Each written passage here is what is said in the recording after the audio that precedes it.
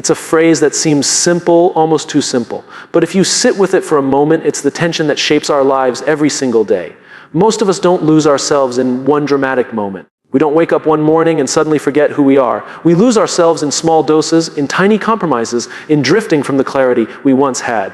And the reason is almost always the same. We forget to lead ourselves. We think of leadership as something external, something we do when we're in charge of other people, when we have a team, when we're given a title.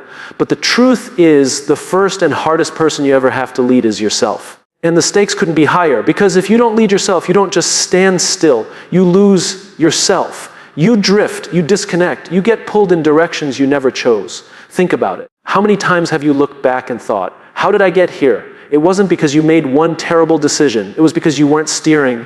Life has a way of putting you on autopilot. There are emails to answer, deadlines to meet, bills to pay.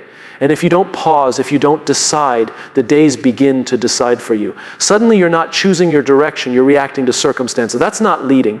That's drifting. And drifting always leads to losing. Here's the thing about clarity. It's not about having all the answers. It's about knowing your why. Why are you doing what you're doing? Why are you pursuing the career you've chosen, the habits you've built, the relationships you keep? If the answer is vague or absent, it means you're being carried, not leading. Clarity doesn't mean certainty. It means direction. It's the difference between saying, I don't know what tomorrow holds, but I know what I'm working toward, and saying, I'll just see what happens. One of those paths is leadership.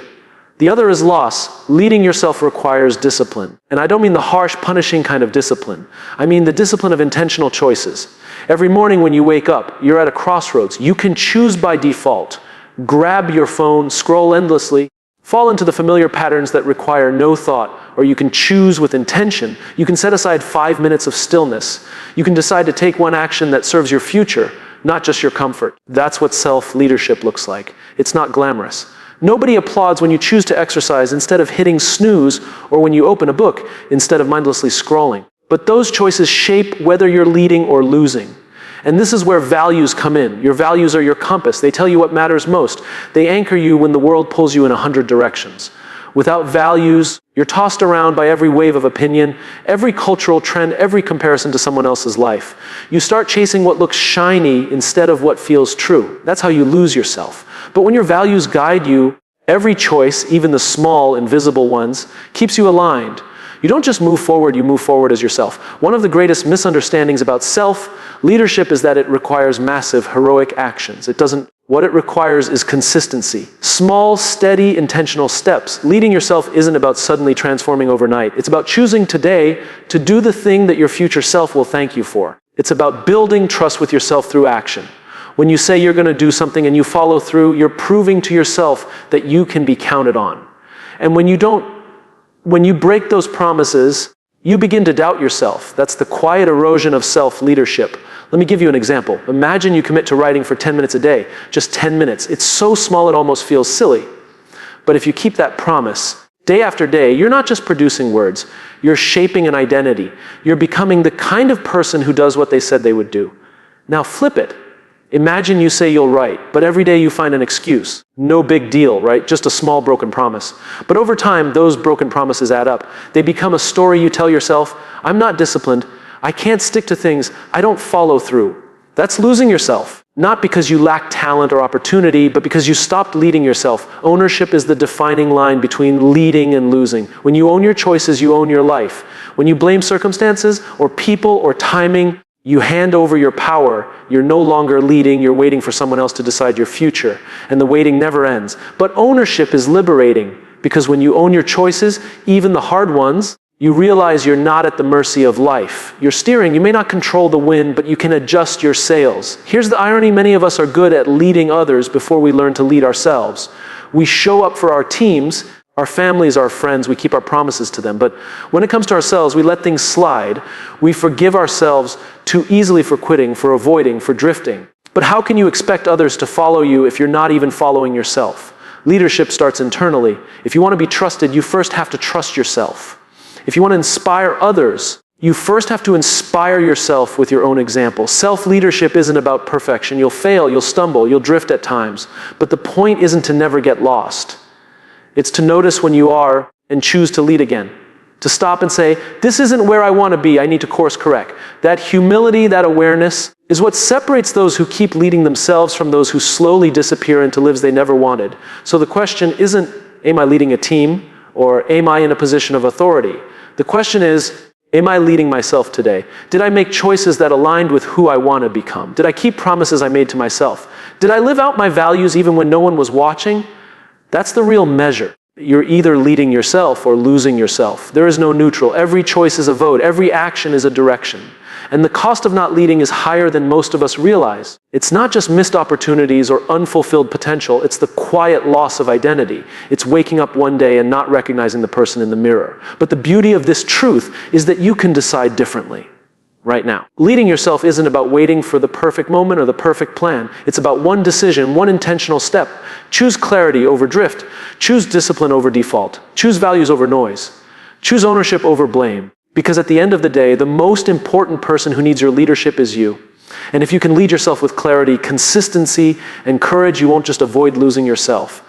You'll discover who you truly are. There's a tension we all live with everyday discipline or default. It sounds harsh, but it's not about punishment. It's about whether we are intentional or whether we let life decide for us. Discipline is the tool of self-leadership. Default is the trap of self-abandonment. One path builds who we're becoming, the other path erodes it quietly, invisibly, until we wake up wondering why we feel so far from ourselves. Think about the way most mornings begin. The alarm goes off. There's that pause, that tiny moment of choice. Do I get up now or do I hit snooze? It seems so small, almost laughably insignificant. But it's in those small choices that our future is shaped. Discipline says, you made a promise to yourself. Keep it. Default says, it's fine, tomorrow you'll start fresh. One of those paths builds trust with yourself. The other slowly chips it away. Discipline is not about forcing yourself into a rigid, joyless routine. It's not about grinding for the sake of grinding. It's about being intentional. It's about choosing what matters most over what feels easiest right now. It's not always dramatic. In fact, most of the time it's boring. It looks like shutting your laptop at a certain time because you promised yourself to protect your sleep. It looks like taking the walk, making the call, doing the task that future you will thank you for. Even though present you would rather avoid it, default, on the other hand, is seductive. It whispers, just one more scroll, just one more episode, just one more day off the habit. And the danger is, default doesn't feel destructive in the moment. It feels comfortable. It feels easy. But comfort without direction always has a cost. Default leads us to a place where our lives are no longer the product of our decisions, but of our excuses. And that's where we begin to lose ourselves. The most dangerous thing about default is that it disguises itself as harmless. Skipping the gym once doesn't ruin your health. Delaying the project once doesn't destroy your career. Ignoring your values once doesn't erase your integrity. But when those just once moments stack up, they build momentum. Suddenly, weeks turn into months, and the identity you wanted to build never arrives. Not because you didn't dream big enough, but because you defaulted too often. Discipline, on the other hand, builds quietly. You rarely see immediate results. It's frustrating because we live in a culture obsessed with instant gratification. We want the body in a month, the success in a week, the breakthrough in a day. But leadership, especially self-leadership, doesn't work that way. Discipline is invisible at first. You won't see the impact of one workout, one practice session, one moment of resisting distraction. But stack them, repeat them, stay with them, and suddenly you wake up 6 months later and realize you become someone different. Someone stronger, someone more reliable, someone you trust. That's the power of discipline. It transforms identity. Every time you keep a promise to yourself, you cast a vote for the person you want to become. And every time you break one, you cast a vote for the person you fear becoming. That's why self-leadership isn't measured in grand achievements, but in daily consistency. The leader inside you is built not when it's convenient, but when it's difficult. The question then becomes, how do we stay disciplined when default feels so tempting? The answer lies in vision. Discipline without vision feels like punishment. But when you connect discipline to a bigger why, it becomes purpose. It shifts from I have to I get to. Waking up early isn't about torture. It's about creating space for the life you said you wanted. Turning down distractions isn't about missing out. It's about honoring your own path. Discipline isn't a burden when it's tied to meaning. It becomes a form of respect for your time, your values, and your future self. I remember a friend who wanted to run a marathon. At the start, she hated running. Every step felt miserable. She had no natural talent for it, but she tied her discipline to something bigger. For her, it wasn't about the race. It was about proving to herself that she could commit to something hard and finish it. So every morning, when default whispered, stay in bed, Discipline reminded her, this is who you said you want to become. And months later, when she crossed that finish line, it wasn't about the medal. It was about the identity she built in the process. That's what discipline does. It carves out the person you're proud to be. Default never does that. Default is the slow decay of your potential. It's not obvious at first, but over time, it's devastating. You don't notice you're losing yourself until the gap between who you are and who you want it to be feels overwhelming. The worst part of default isn't failure, it's regret. Failure is feedback, regret is final. Discipline may be hard now, but default is harder later. Here's the truth: we don't rise to the level of our goals, we fall to the level of our discipline. Everybody wants the outcome. Everybody wants growth, success, fulfillment. But not everyone wants to make the small, daily choices that lead there. That's why leadership begins with you. Because if you can't lead yourself into discipline, you'll default into a life that isn't truly yours. And let me be clear, discipline is not about never slipping, you will. We all do. But discipline means noticing, correcting, and returning to the path. Default means shrugging, excusing, and letting go of the path altogether. One builds resilience. The other builds resignation. Which one are you choosing? When we talk about self-leadership, it's easy to think about big, inspiring moments, taking a leap, starting a business, reinventing yourself. But those moments are built on the back of discipline. They're only possible because of the countless ordinary choices no one else saw. Self-leadership doesn't start on a stage. It starts in the quiet, unseen moments where you choose discipline over default. So tomorrow when you wake up, you'll face the same crossroads. You'll hear the same whispers of default. And you'll have the same opportunity to lead yourself. That moment won't be dramatic. Nobody else will notice. But you will, and that's enough. Because the difference between leading yourself and losing yourself is not made in a single grand decision.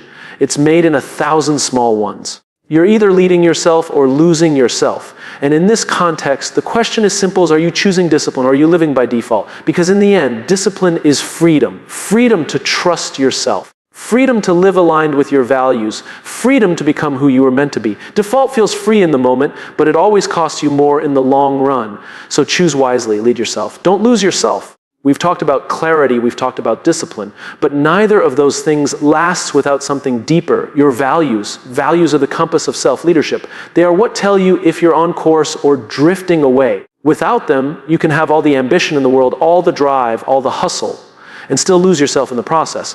Because direction without values can still lead you off a cliff. Here's the challenge with values. Most people can't clearly state them. Ask someone what their values are, and you often get vague answers. Family. Success, happiness.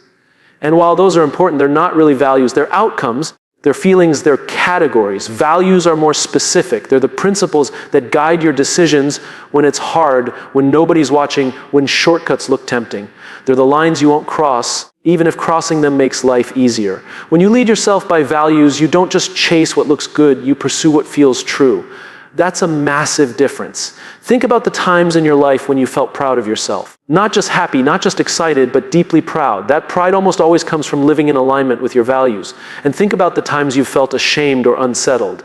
Chances are, it wasn't because you failed at something, it was because you compromised a value. That's the real definition of losing yourself, when you trade your values for convenience, approval, or short-term gain. The world is loud. Everywhere you look, there's pressure to achieve more, earn more, show more, compare more. And if you don't know what you stand for, you'll end up standing where everyone else tells you to. That's why people can be wildly successful on the outside and completely empty on the inside. They had discipline, they had direction. But they built it on the wrong foundation. They climbed a ladder that was leaning against the wrong wall, because values weren't guiding them. Leading yourself by values requires courage. It's easy to say you value honesty until telling the truth costs you something. It's easy to say you value health until you're faced with the comfort of skipping the hard work. It's easy to say you value growth until growth requires sacrifice. Values are not proven in convenience. They're proven in conflict. They show up when sticking to them costs you time, money, status, or approval. And it's in those moments that leadership of self is either real or an illusion. I remember speaking with someone who built a business from nothing. He grew it into a company that most people would call wildly successful. But one day he walked away from it all. Not because it was failing, it was thriving. But he said, somewhere along the way, I stopped recognizing myself in the work. What happened? He started with values like service, integrity, community. But as growth came, he compromised piece by piece. He said yes to things he didn't believe in because they looked profitable. He made deals with people he didn't trust because they opened doors. And little by little, the business grew, but he shrank.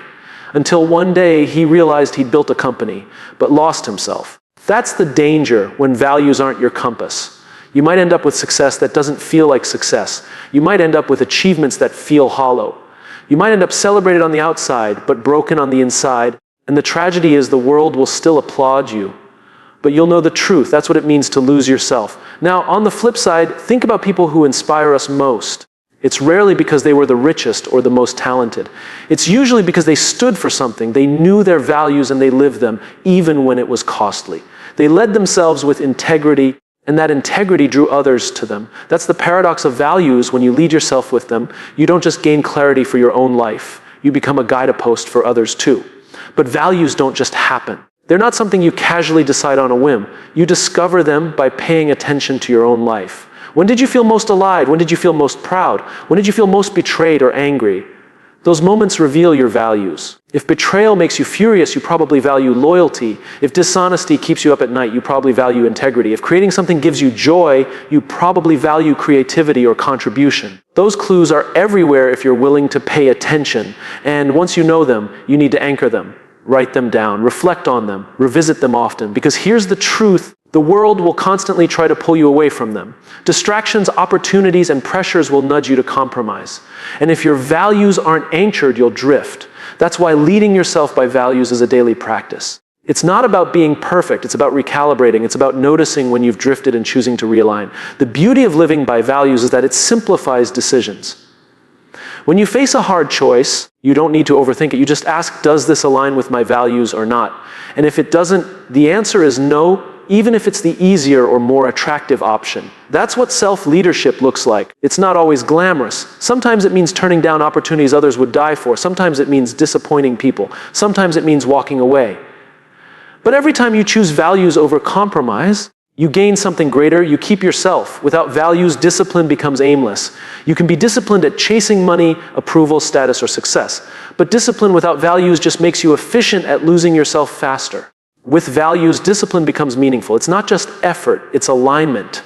It's not just activity, it's purpose. That's why values are the foundation.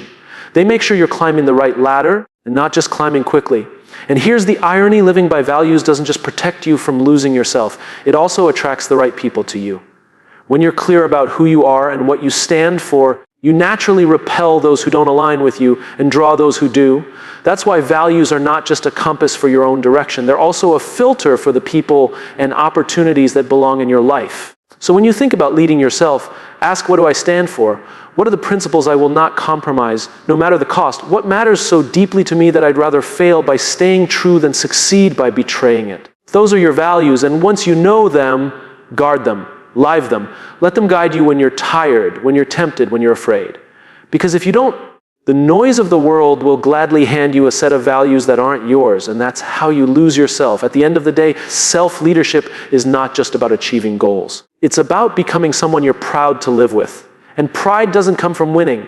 It comes from alignment. It comes from knowing that the life you're building on the outside matches the values you hold on the inside. You're either leading yourself or losing yourself. And in this chapter of that truth, the choice is clear. Will you let your values guide you, or will you let the world decide for you?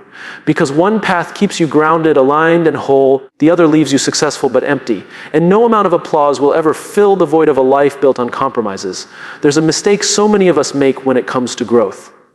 We think it has to happen all at once. We believe the real turning points are massive, life-altering events, a big decision, a major breakthrough, a bold leap. But the truth is, growth rarely comes in leaps. It comes in steps. Leading yourself is not about the occasional grand gesture. It's about small, consistent wins that, stacked together, shape who you become. The person you are today is not the result of one defining moment. It's the sum of the small things you've done over and over again, the daily choices, the tiny disciplines, the repeated behaviors. Those things multiplied by time shape your identity. And the danger is, if you don't lead yourself in those small moments, you don't just stall, you slowly lose yourself piece by piece, habit by habit. Think about trust. How is trust built? Not in a single act, not in one conversation. It's built through consistency. It's built when someone shows up again and again, when they do what they say they'll do. Over time, that reliability becomes trust. And the same is true for how you lead yourself. Every time you follow through on a small commitment, you build trust with yourself. Every time you break it, you erode that trust. That's why the little things matter so much more than we think. Because you can't lead yourself without trusting yourself. And trust is never built in leaps, it's built in layers. We all love the idea of transformation. We want the before and after story. We want to see the dramatic reveal. But transformation isn't dramatic when you're living it. It's subtle, it's ordinary, it's invisible in the moment. Nobody wakes up one morning suddenly in shape. Nobody writes a best-selling book in a single night. Nobody builds a meaningful relationship in one conversation. It's the accumulation of small intentional actions over time. That's what creates change. That's what creates identity. But here's the hard part. Small wins don't feel like wins at first. They feel insignificant. Reading 10 pages of a book feels trivial. Writing a single paragraph feels laughable. Going for a short walk feels like it doesn't matter. And that's where most people lose themselves, not because they didn't try, but because they gave up too soon. They didn't trust the process of small wins. They wanted the big leap, the instant transformation, the overnight success. And when it didn't come, they defaulted back to old habits. Self-leadership is having the vision to see what others can't see. The long-term power of consistency. It's believing that the small choices repeated faithfully will add up to something extraordinary. It's choosing to value the invisible over the immediate. Because while no single action defines you, the pattern of your actions always will. Let me give you an example. Imagine two people who both decide they want to become healthier. The first one goes all in. They overhaul their diet, start an intense workout program, buy all the gear, make a dramatic announcement. But because the change is so drastic, they can't sustain it. Within weeks, they're burned out, frustrated, and back to where they started. The second person takes a different approach. They decide to simply walk for 15 minutes every morning. That's it. Just 15 minutes, it doesn't feel like much, but it's manageable. And because it's manageable, they stick with it. Weeks turn into months. That small win becomes a habit. That habit creates momentum. And before long, the 15 minutes has become 30, then 45. The small win transformed into a lifestyle. Which one led themselves? The one who chose consistency over drama. The one who valued small wins over big leaps. The one who built trust with themselves day after day. That's how identity is formed, not through inspiration, but through repetition. The danger of ignoring small wins is that you also ignore small losses. And small losses accumulate just as powerfully. Skipping one workout doesn't ruin you, but skipping often enough becomes a story. I'm not consistent. Breaking one promise doesn't shatter your identity, but breaking enough of them creates doubt. I can't trust myself. Just like small wins build you, small losses chip away at you. And before you know it, you don't just lose habits, you lose yourself. The reason this matters so much is because identity is fragile. Who you believe you are is shaped by what you consistently do. If you consistently keep promises to yourself, you begin to believe, I am disciplined, I am capable, I can rely on me. But if you consistently break them, you start to believe the opposite.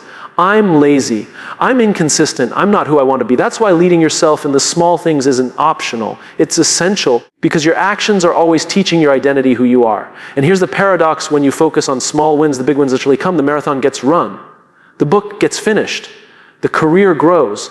The relationships deepen. But if you chase the big win without honoring the small ones, you end up with frustration and burnout. The shortcut never works. The long game always does. Self-leadership means understanding this truth. The smallest step forward still moves you closer than standing still. Progress is progress, no matter how small. And small progress compounds. It's like interest in a bank account. At first, it looks like nothing. Then, slowly, it begins to grow. And eventually, it multiplies into something massive. That's the power of consistent small wins. They're invisible at first, but unstoppable in the end. It's easy to admire people who seem extraordinary and forget that their extraordinariness was built on ordinary habits. The athlete who wins gold didn't just train hard one day. They trained consistently every day. The artist who creates a masterpiece didn't just have one burst of inspiration. They showed up to the canvas over and over. The leader who changes lives didn't just give one great speech. They lived their values daily until people trusted them. Behind every extraordinary story is a long trail of small, ordinary wins. So the question isn't, what big leap should I take? The question is, what small win can I create today? Can you keep one promise to yourself? Can you do one thing that aligns with the person you want to become? Can you choose one action that builds trust with yourself? Because if you can do that today, and tomorrow and the day after, you'll create a trajectory that's unstoppable. Here's the most empowering part. Small wins are always within your control. Life can take away opportunities, resources, circumstances. But it can't take away your ability to make one small intentional choice today. That's the kind of power no one can strip from you. And that's the kind of power that leads to lasting self-leadership. You're either leading yourself or losing yourself. And in this context, the difference is simple. Leading yourself means honoring the power of small, consistent wins. Losing yourself means dismissing them as too small to matter. But the truth is everything matters, every choice counts, every action adds up. At the end of your life, you won't be defined by a single leap. You'll be defined by the countless small steps you took along the way. And the question will be, did those steps lead you closer to who you wanted to become or further away? The answer depends on how you lead yourself today. There's a line that separates people who grow from people who get stuck. It's not intelligence. It's not opportunity. It's not talent. It's ownership. Ownership is the defining difference between leading yourself and losing yourself. Because when you own your choices, you own your life. When you don't, you hand it away to circumstances, to excuses, to other people's expectations. And the truth is, you can't lead yourself if you're not willing to take responsibility for yourself. Here's what's uncomfortable. Ownership is hard. Blame is easy. Blame feels good in the moment. It lets us point at someone else and say, it's their fault. It's the system. It's the timing. It's the economy. It's the boss. And maybe all of that is true. Maybe those things really did make it harder.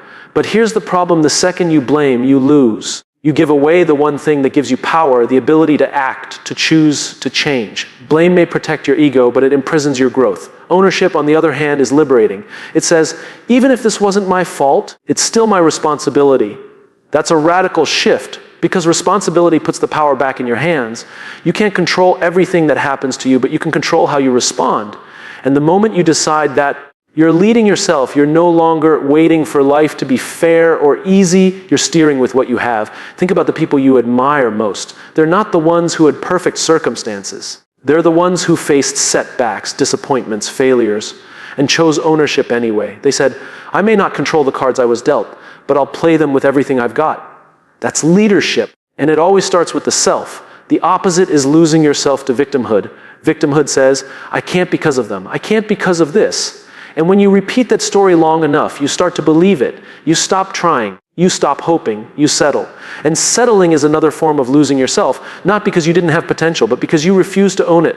One of the most dangerous lies we tell ourselves is, I'll take responsibility when things are better. But that's backwards. Things get better when you take responsibility. Ownership isn't about waiting. It's about acting. Waiting for the perfect moment is how we lose years of our lives. Ownership creates momentum right now.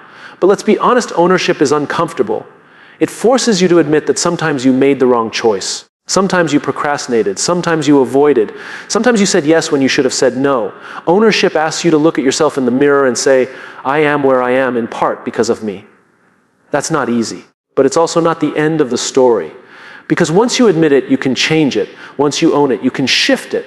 And that's the beauty of ownership. It doesn't just describe your past. It defines your future. I once heard someone say, responsibility is heavy, but it's the only weight that makes you stronger. That's true. Ownership is a burden, but it's also a gift. Because when you carry it, you discover you're stronger than you thought. And when you refuse it, you grow weaker than you ever imagined. Ownership is also about choices. Every choice you make, whether big or small, moves you closer to leading yourself or losing yourself. The food you eat, the words you speak, the habits you keep, the people you surround yourself with, they're all choices. And when you own them, you realize that your life is not an accident. It's a collection of decisions. Some were wise, some weren't, but they're yours. And when you own them, you also own the ability to choose differently moving forward. The gap between who you are and who you want to be is bridged by ownership. You can dream all day, but if you don't take responsibility for your actions, dreams remain fantasies. You can set goals, but if you don't own the daily choices that move you toward them, goals remain lists. Ownership is the hinge between intention and reality.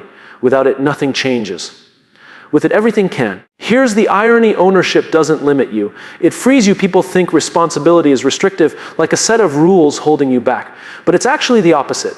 When you take ownership, you stop waiting for someone else to rescue you. You stop waiting for permission. You stop waiting for luck. You realize you already have the power to start moving, to start building, to start becoming. Ownership is freedom disguised as responsibility. Now, what does losing yourself look like in this context? It looks like living a life full of excuses. It looks like saying, I could have, but it looks like shifting blame so often that you forget you ever had a choice. And slowly you start to believe the excuses you've repeated. That's the tragedy. You begin to live a story where you're not the author anymore. You're just a character reacting to everything else. That's not leadership. That's surrender. But leading yourself means writing your own story. It doesn't mean you control everything that happens, but it means you decide what the story says about you. Did the setback define you or refine you? Did the failure end you or teach you? Did the obstacles stop you or sharpen you? Ownership decides. Without it, you lose yourself to the narrative life writes for you. And here's the final truth about ownership: it's contagious. When you lead yourself by owning your choices, others notice. They may not say it, but they see it. And over time, your example gives them permission to own it. That's the quiet power of self-leadership. You're not just leading yourself, you're creating a ripple effect. You're either leading yourself or losing yourself. And when it comes to ownership, the choice is clear. You can spend your life waiting, blaming, excusing, and lose yourself slowly, quietly, and visibly. Or you can decide right now to own it. To say, this is my life, these are my choices, and I will take responsibility for where I am and for where I'm going. It won't be easy. Ownership rarely is, but it will always be worth it. Because in the end, ownership isn't just about controlling outcomes. It's about becoming someone you can respect, someone you can trust, someone who, no matter what happens, knows they didn't hand their life away. And that, more than any success or achievement, is the true reward of self-leadership.